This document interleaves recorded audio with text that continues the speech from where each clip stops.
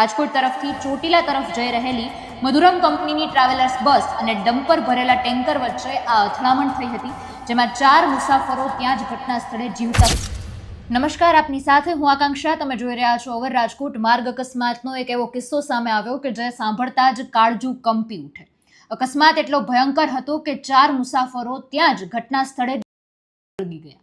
હું જે આ ઘટનાની વાત કરી રહી છું એ છે ચોટીલા રાજકોટ નેશનલ હાઈવે પર સાંગાણી ગામ નજીક મોડી રાત્રે આખી ઘટના બની હતી. રાજકોટ તરફથી ચોટીલા તરફ જઈ રહેલી મધુરમ કંપનીની ટ્રાવેલર્સ બસ અને ડમ્પર ભરેલા ટેન્કર વચ્ચે આ અથડામણ થઈ હતી, જેમાં 4 મુસાફરો ત્યાં જ ઘટના સ્થળે જીવ ગયા છે. હવે તેમની ઓળખ કરવા માટે ડીએનએ સિવાય બીજો કોઈ રસ્તો પણ બચ્યો નથી, જ્યારે અન્ય 10 મુસાફરો ઈજાગ્રસ્ત થયા છે. જીવ બચાવવા મુસાફરો બસની બારીના કાચ તોડીને તેમાંથી નીકળી ગયા હતા અને એમાં કેટલાક નીચે પડેલા ગરમ ડામર પણ પડી ગયા હતા. બનાવની પ્રાપ્ત વિગતો અનુસાર મોડી રાત્રે આશરે 1 વાગે સુમારે હાઈવે પર જઈ રહેલા ડામર ભરેલા ટેન્કરનું અચાનક ટાયર ફાટી ગયું હતું. ટાયર ફાટવાના કારણે ટેન્કરની ગતિ ખોરવાઈ ગઈ હતી અને તેના જ કારણે પૂર ઝડપે આવી રહેલી પાછળથી ખાનગી ટ્રાવેલ્સ તેની સાથે ધડાકાભેર અથડાઈ ગઈ હતી.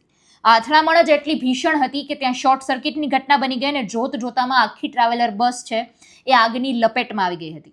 ઊંઘમાં રહેલા મુસાફરોને બહાર નીકળવાની તક પણ નથી મળી અને તે પહેલા જ આગે એટલું વિકરાળ સ્વરૂપ ધારણ કરી લીધું હતું કે તે મુસાફરો છે તેઓ ત્યાં ભડથું થઈ ગયા હતા. આ ઘટનામાં 4 લોકોના ઘટના સ્થળે, જ્યારે અકસ્માતમાં 10 લોકોને સામાન્ય ઈજાઓ પહોંચી છે.